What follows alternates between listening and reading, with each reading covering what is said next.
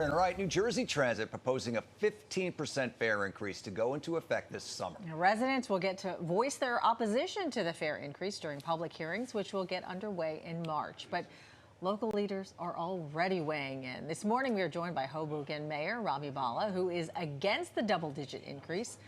Good morning, Mayor Bhalla. Thank you so much for being here. Good morning. Well, so it's been, what, 9 years since there's been a toll hike or fare hike for New Jersey Transit, but 15%, that's a lot for working commuters. It's way too much. I mean, New Jersey Transit is an integral part of our economy. Working class residents every day rely on it to get to and from work and for other reasons. And to put a double-digit increase in a single year on the backs of everyday hardworking Americans is simply too much. So other alternatives need to be identified to reduce the burden on the everyday commuter. Because how much is that exactly, a 15%? It's a 3% increase overall. Jeez. So, you know, that means a lot to the average resident who's getting to and from work. It impacts Black and brown communities more than other communities. So this is also a issue of social justice. And we need to make sure that the books of New Jersey Transit is not balanced on the backs of hardworking Americans. It just seems kind of crazy. You get this big whopping double-digit increase, and then it goes beyond that. Every year subsequent, they want to raise another 3% every year. And the fact is that they don't need to do that. They can simply not renew the business tax surcharge, which was a major funding stream for New Jersey Transit, but it's lapsing this year. It's lapsed. It's been in effect since 2018. It's generated millions of dollars in revenue and can completely offset this 15% increase. So there are solutions to offsetting the 15% increase on ridership. I hope that the state revisits those solutions. Because what are we supposed to get in return as commuters, paying more? We're paying more and we're not getting anything in return. That's not a good deal for average residents. Yeah. Well, let's talk about something else. Let's talk about safe streets in Hoboken. Sure. You guys have a great reputation now, a zero tolerance policy. A lot to brag about right now. Talk about that. Yeah, you know, we've actually now gone 7 years without a single traffic-related death in the city of Hoboken. And Vision Zero itself is a very simple concept. It simply means that human beings are prone to error. We all make mistakes, whether we're driving a car, riding a bike, or walking on the street. So what we're trying to do through Vision Zero is reduce or mitigate the impact of that human error by building an infrastructure that reduces that impact. And it can be incremental things. There's no silver bullet, but curb extensions to make it easier for seniors and children to walk across the street.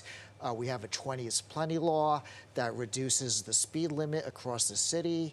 And it's those incremental adjustments that have led to this really a success story here in Hoboken. Yeah. And Hoboken's really becoming one of the most walkable streets in the nation. It's being recognized as such. Absolutely. Plans going forward to make it even more walkable? What are your thoughts? Absolutely. This Vision Zero plan in Hoboken is more ambitious than you'll see in other cities across the nation. We aim not to eliminate only traffic deaths, but also any traffic-related injuries by 2030. We're not there yet, but we've made great strides, and every day we're thinking of ways we can improve to make it a safer environment for residents, because this is really, at the end of the day, a public safety issue. It's a matter of saving lives. We've been able to do that. We want to continue to be able to do that. Yeah, let's talk a little bit about other effects that you've been dealing with the streets of Hoboken. Flooding. I mean, you guys were hit with a lot of rain, like a lot of folks in New Jersey, but you learned a huge, important lesson during Sandy. How much did that help this time around with the rain you've been getting? Sandy was a huge wake-up call. Yeah. Since then, we've invested millions of dollars in flood pumps, in resiliency parks, in rebuild by design to prevent coastal surge. And as a result, if you saw in September, the water in Hoboken receded within the next day, whereas the rest of the region was stuck with floodwaters. So this is another success story of innovative solutions to tackling an existential crisis in the form of climate change. This is a huge, huge threat to any coastal community in the tri-state area, and we have to think outside the box. We have to make sure that we think of innovative solutions that reduce flooding and increase the quality of life for residents. Well, Mayor, you established, sticking with climate change, an office. It's called the Office of Climate Action and Innovation. This is really among the first of its kind.